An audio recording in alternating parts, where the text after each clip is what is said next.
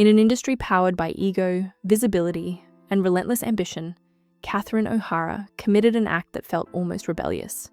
She didn't chase the loudest spotlight or fight to dominate every room she entered. Instead, she mastered something far rarer in Hollywood: the courage to step away. While many audiences associate her legacy with unforgettable characters like Moira Rose or the frantic mother from Home Alone, far fewer stopped to question the long stretches where she wasn't everywhere at once.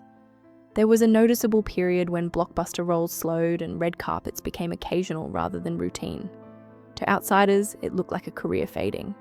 In truth, it was a deliberate choice. Catherine understood early that fame always demands something in return. Rather than letting the industry decide what that price would be, she chose for herself. And in doing so, she quietly rewrote the definition of success. Standing at the peak and looking away. To understand the weight of Catherine O'Hara's decision, you have to look at the early 1990s, when her career stood at a perfect crossroads. Home Alone had made her a global household name, and Beetlejuice had cemented her cult credibility. Hollywood's expectations were clear. Momentum had to be exploited immediately and endlessly. Women were taught to run forward without hesitation, to say yes before the phone stopped ringing. But Catherine paused. While others raced ahead, she looked closely at what that path demanded. Endless travel, long shoots, missed birthdays, and a life lived mostly in hotels. The industry framed this as opportunity, but she recognized it as a trade-off. Rather than accelerating, she chose restraint. It wasn't fear, and it wasn't uncertainty. It was clarity. She understood that timing matters and that saying no at the right moment can be more powerful than any breakthrough role. Redefining priority after marriage. In 1992, Catherine married production designer Bo Welch, and that partnership became the foundation of her next chapter. Together, they welcomed 2 sons, Matthew and Luke, and with them came a quiet shift in priorities. Catherine made a personal rule that would shape the next 2 decades of her career. She would not accept roles that required extended separation from her family. It was never announced publicly, but it was firm and non-negotiable. For agents and studios, this condition was frustrating. For Catherine, it was essential. From the outside, her selective appearances were interpreted as withdrawal or decline. In reality, she was redefining balance on her own terms. She wasn't stepping away from creativity. She was protecting the space where her creativity mattered most. Her life became intentionally smaller in public and immeasurably richer in private. Working quietly without disappearing. Catherine O'Hara never stopped working. She simply changed how she worked. During years when her face appeared less often on movie posters, her voice remained everywhere.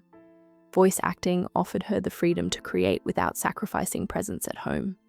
Roles like Sally in The Nightmare Before Christmas showcased her emotional range while allowing her to maintain a grounded daily life. This wasn't compromise, it was adaptation. She found a way to stay artistically fulfilled without surrendering family routines, school drop-offs, or ordinary evenings. While others expanded outward, Catherine deepened inward. The industry often rewards visibility over sustainability, but she chose the opposite. These years, sometimes mislabeled as quiet, were actually full of intention. She proved that contribution doesn't always require constant exposure. Sometimes the most meaningful work happens off-camera, where applause is replaced by something far more lasting. A love story built away from applause.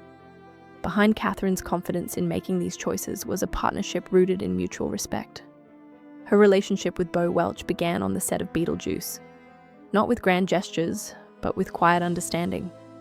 Bo, known for his extraordinary visual imagination, was never drawn to the spotlight himself. That shared discomfort with celebrity culture became a bond rather than a limitation. Their marriage thrived on privacy, routine, and trust. Bo didn't view Catherine's career as something to maximize at all costs. He viewed her well-being as the priority. He supported her decisions without pressure or resentment, understanding that her talent flourished best when protected. Together, they built a home that valued calm over chaos and authenticity over image. In an industry where relationships often become performance, theirs remained refreshingly real, anchored in shared values rather than public approval. Returning when the time was right. As their sons grew older and independence replaced constant caregiving, Catherine felt the natural pull of creative expansion again. This time, she returned on her own terms. When Eugene Levy approached her with the idea that would become Schitt's Creek, he understood her better than most. Their connection went back decades, built on trust, respect, and shared comedic instincts. Eugene didn't offer her a standard role, he offered freedom. Catherine embraced that freedom fully, crafting Moira Rose with meticulous detail and fearless originality. The accent, the wigs, the rhythm, none of it was accidental. It was the result of years of lived experience finally pouring onto the screen.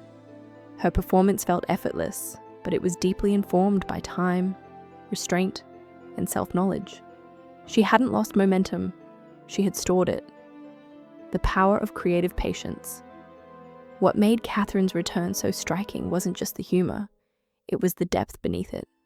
Moira Rose wasn't merely eccentric, she was layered, vulnerable, and oddly human beneath the theatrical surface.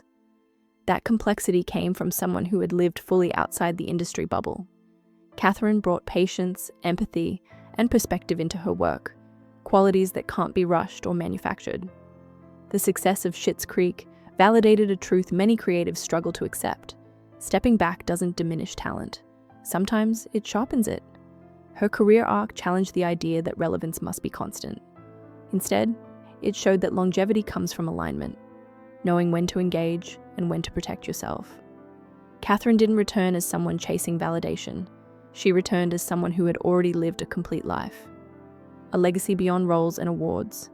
Catherine O'Hara's legacy cannot be measured solely by the number of films she made or awards she earned.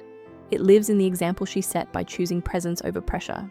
She demonstrated that success doesn't have to follow a straight line, and that fulfillment often comes from what you decline, not just what you accept. While Hollywood often glorifies sacrifice for fame, Catherine quietly inverted that equation. She allowed her career to serve her life, not the other way around. That choice gave her work authenticity and longevity, and it gave her family something far more valuable than public recognition. Her story resonates because it feels attainable, human, and grounded. She reminds us that ambition and balance don't have to be enemies. They can coexist, if you're brave enough to define success for yourself. Playing the long game with grace.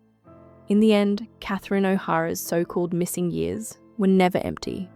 They were full of intention, love, and quiet confidence.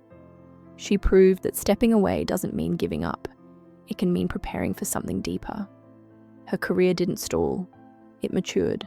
She didn't disappear. She lived. In a world obsessed with constant output and visibility, her choices feel almost radical. Catherine showed that you can walk away from the noise, protect what matters most, and still return with something powerful to say.